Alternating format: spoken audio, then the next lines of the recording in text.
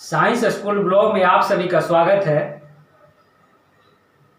आज हम new topic लेके आए हैं जो कि हम रेजिस्टेंस को हम पैरेलल में कैसे कनेक्ट करते हैं और कनेक्ट करने के बाद हमारा जो इक्विवेलेंट रेजिस्टेंस आता है आरपी वो कैसे आता है और कितना आता है वो हम लोग अभी देखेंगे। ठीक है, तो चलिए बोर्ड पे चलते हैं। देखिए अभी हम लोग पढ़ेंगे रजिस्टर इन पैरेलल कि जो हमारा रजिस्टर होता है वो पैरेलल में कैसे होता है और उसका रिजल्ट कैसे आता है। ठीक है, तो देखिए अगर हम बात करें तो सबसे पहले हमने एक इलेक्ट्रिक सर्किट लिया है। ठीक है, R1, R2 और R3 तीन हमने रेजिस्टेंस लिया है। R1, R2 एंड R3 तीन अलग अलग हमने रेजिस्टेंस लिया है। अगर हम बात करें RP का तो जो हमारा RP है वो हमारा equivalent resistance of parallel combination है। जो हमारा पैरेलल कॉम्बिनेशन में वैल्यू आता है RP वो क्या है? इक्विवेलेंट रेजिस्टेंस है। क्या है? Equivalent resistance of parallel combination, that is RP। देखिए इस फिगर में देखिएगा। ठीक है, इस फिगर में देखिएगा। देखिए ए वाला जो x पॉइंट है और यहाँ पे क्या है? y पॉइंट है। ठीक है, तो यानी कि x और y हमने यहाँ पे लिख लिया है x y। देखिए यहाँ पे क्या है? इनिशियल पॉइंट है। इनिशियल पॉइंट कहने का मतलब कि जो स्टार्टिंग पॉइंट है वो क्या है? x है। और y क्या है? y क्या है? एंड पॉइंट है, यानी कि लास्ट कर रहा है यहाँ पे। तो देखिए स्टार्टिंग पॉइंट और एंड पॉइंट के बीच में हमने सारे रेजिस्टेंस को लगाया है। कौन कौन से? R1 और R2 एंड R3। तो इससे हम कह सकते हैं कि जब हम पैरेलल में कनेक्ट करते हैं, जब हम रेजिस्टेंस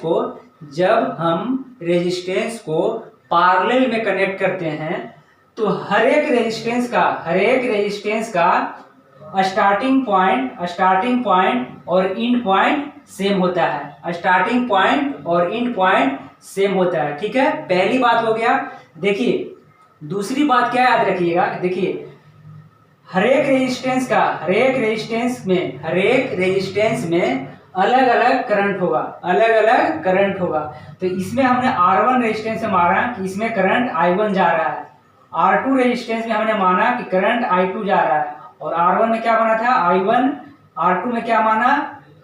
I2। और R3 में क्या माना? मतलब कि हर एक रेजिस्टेंस में अलग अलग करंट पास कर रहा है। ठीक है, दूसरी बात हो गया। देखिए अब तीसरी बात क्या है कि देखिए जो भी रेजिस्टेंस लगा हुआ है R1, R2 एंड R3 उसका पोटेंशियल डिफरेंस सेम है। यानी कि जो पोटेंशियल डिफरेंस R1 का है, R2 का है एंड R3 का है वो क्या है? V है। यानी कि सबका पोटेंशियल डिफरेंस क्या है? V है। तीनों ही रेजिस्टेंस का पोटेंशियल डिफरेंस V है। अब देखिए जो हमारा फोर्थ पॉइंट है कि देखिए इस पॉइंट पे क्या है? करंट I है और इस पॉइंट पे भी करंट I है। यानी कि स्टार्टिंग पॉइंट पे भी करंट I है और एंड पॉइंट पे भी करंट I है। इसका मतलब हुआ कि जो हम पैरेलल में रेजिस्टेंस को कनेक्ट कर रहे हैं तो जो हमारा इनिशियल पॉइंट पे करंट है वही हमारा एंड पॉइंट पे करंट है। इसका मतलब क्या है कि पूरे ही सर्किट में जो हमारा करंट है वो कांस्टेंट है। करंट है कितना है? कांस्टेंट है। इसका मतलब क्या हुआ कि जो हमारा I का वैल्यू है यानी कि I करंट का वैल्यू है वो किसके इक्वल है? तो I1 plus I2 plus I3।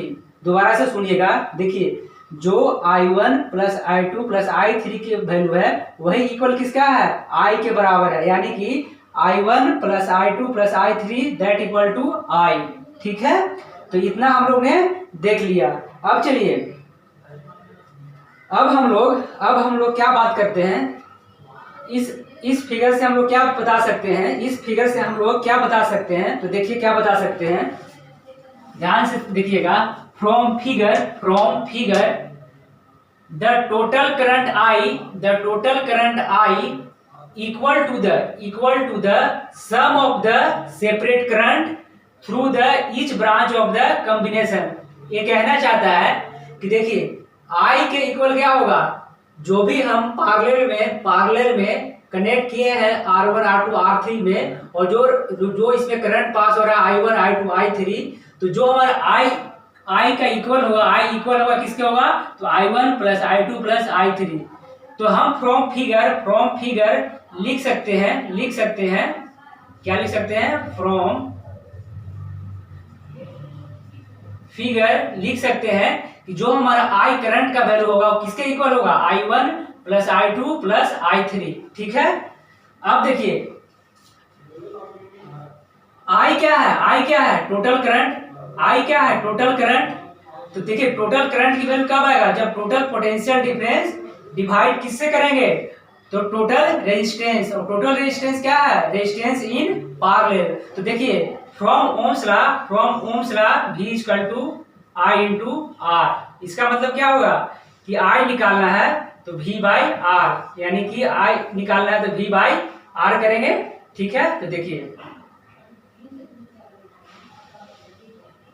तो इसके जगह I की जगह क्या लिख सकते हैं, V बाई आर पी क्या है, तो equivalent resistance of parallel combination. ठीक है, तो अब देखिए I1 के जगह पे क्या लिख सकते हैं, सिमिलरली इसी प्रकार V बाई R1 I2 की जगह पे क्या लिख सकते हैं, V बाई R2, और I3 की जगह पे क्या लिख सकते हैं, V बाई R3। ठीक है, अब देखिए इसमें भी V है, इसमें भी V है, इसमें भी V है, और इधर भी V है। इसका मतलब कि अगर इन सब में V कॉमन ले ले, इन तीनों में V कॉमन ले ले, तो क्या बचेगा यहाँ से 1/R1 plus 1/R2 plus 1/R3। ठीक है, इधर भी V है, इधर भी V है, तो V से V क्या कट जाएगा, तो इधर क्या बचेगा 1/RP, और इधर क्या बचेगा 1/R1 plus 1/R2 plus 1/R3। इसका मतलब क्या हुआ कि जब हम लोग रेजिस्टेंस को पैरेलल में कनेक्ट करेंगे तो हमारा इक्विवेलेंट रेजिस्टेंस की वैल्यू क्या आएगा, तो यानी कि 1/RP की वैल्यू क्या आएगा, 1/RP की वैल्यू आएगा 1/R1 plus 1/R2 plus 1/R3। ठीक है, तो हम लोग प्रूफ कर चुके हैं कि 1/RP का वैल्यू कितना होता है, 1/R1 होता है प्लस 1/R2 होता है प्लस 1/R3 होता है। RP क्या है, तो equivalent resistance of parallel combination है। R1 क्या है, रेजिस्टेंस R1 रेजिस्टेंस है, R2 क्या है, रेजिस्टेंस है, R3 भी रेजिस्टेंस है, यानी कि R1 R2 डिफरेंट तीन क्या है, रेजिस्टेंस है। ठीक है, तो चलिए एक बार आप YouTube पे जाकर साइंस स्कूल ब्लॉग को सब्सक्राइब कर दीजिए। ठीक है, अब हम लोग नेक्स्ट वीडियो में मिलते हैं न्यूमेरिकल के साथ। तब तक आप वीडियो को देखते रहिए और शेयर करते रहिए। ठीक है, और कमेंट भी करते रहिए। चलिए मिलते हैं नेक्स्ट वीडियो में।